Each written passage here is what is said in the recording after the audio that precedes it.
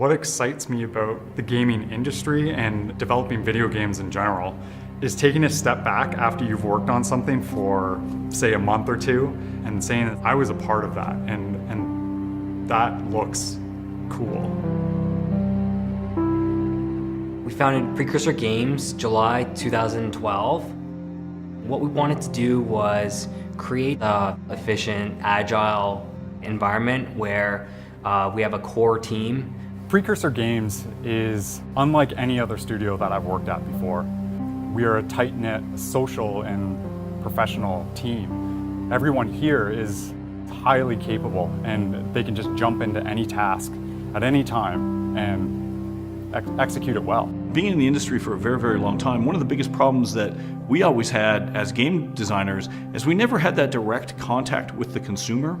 So with digital distribution, we can look to ways to raise our own money and interact directly with the consumers and have that direct feedback that allows us to do things in many, many different ways and ways that haven't been done before. When we had the idea to start Precursor, we felt that we were at the forefront of this changing industry. And unless you are flexible and responsive to those changes, you just can't adhere to what the community wants. And I think that is very important, is speaking to your community and getting to know them and what type of product that they want. So we are proud to announce Shadow of the Eternals, a spiritual successor to Eternal Darkness, Sanity's Requiem. This game features a rich cast of characters that is woven into a very compelling story that spans over thousands of years. It opens up a large range of narrative tools which I've been meaning to play with for quite some time, even going way back to Eternal Darkness, which has a similar narrative structure. Now we've moved on to more playful, more innovative techniques, and now there's lots of competition at area, so we need to basically raise the ante and provide something that is more compelling for a modern audience. With working on the original title, Sanity's Requiem, I was exposed to the cult-like following that kind of surrounded the game and how kind of popular that title was. And I've always been really kind of attracted to wanting to see that through into kind of a follow-up. And I think seeing how technology has evolved nowadays and bringing in real-time dynamic lighting and bringing in those high particle effects is something that I'm really excited to kind of pursue. We chose the Crytek engine because we are able to realize our vision artistically and even through gameplay of what we want to accomplish. The CryEngine 3 really offered us a lot of technology at our disposal. They have incredible workflow, the dynamic lighting, so many features in the engine that are cutting edge.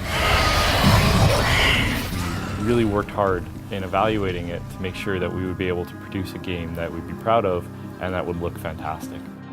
Precursor's been able to leverage some of the major features of the CryEngine for use within their game, and they've been able to apply their skill, talent, and speed to produce already very high quality assets as well as gameplay. One point that I like to make about the CryEngine is that it's not designed to make bad art look good, but rather to make good art look even better, and this is precisely what we're seeing with a team like Precursor. We follow the investigation of Paul Becker. He's been called to a crime scene where there's been a massacre in this abandoned asylum. 2 survivors remain. One person who's completely clean cut and looks like he's right off of Wall Street. Another who looks like he's dressed in full colors from a biker gang. You are interrogating 2 people that are giving you different versions of the same story. They've lost their memory of who they are, they can't remember anything, and they want to kill each other. Your job is to figure out what parts of each of these people's story is the truth. It takes place over thousands of years at several different locations. So as we bring in different areas, I can introduce instruments that are associated with that area. So as a composer, it's a real treat to work on something like that because I have so many flavors to work with. We've layered on a lot of mystery, and even explaining it hopefully will not destroy the allure of wanting to discover it. So a lot of people may be thinking, why should I contribute to this? And I think there's a lot of answers for that. First off, we are a group of very experienced people. This is what we want to do, and it's going to give us a conduit to create a game that otherwise probably wouldn't be made in the traditional gaming industry through a traditional publishing relationship. It's the only way the game's going to get made. And we think that by releasing it episodically, we can keep putting out little portions and people can decide with their wallet whether they want us to continue. We've thought about our pledge tiers and rewards very carefully, and we feel that they appeal to a wide audience ranging from the casual gamer to the hardcore gamer. But for our early adopters, we are offering limited edition rewards, such as exclusive in-game items, as well as exclusive physical merchandise. You'll notice in our teaser trailer and our gameplay trailer, it says, in collaboration with the Order of the Unseen. Upon pledging, you will gain entry into the Order of the Unseen. We're able, through the Order of the Unseen, to allow gamers to actually create games that they want to play. Your level of interaction is totally up to you, but you will have an opportunity to interact. You will have an opportunity to participate and contribute to the content. And that's something I know me as a gamer, I certainly would love to do.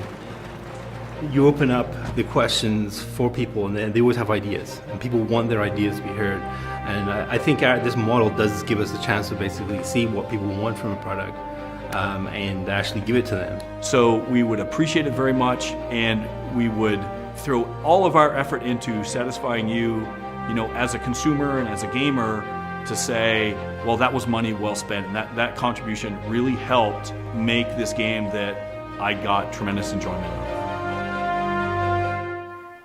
We need your help and contributions to make this game a reality, and we've come up with a list of great incentives in exchange for your support. For more information, go to shadowoftheeternals.com.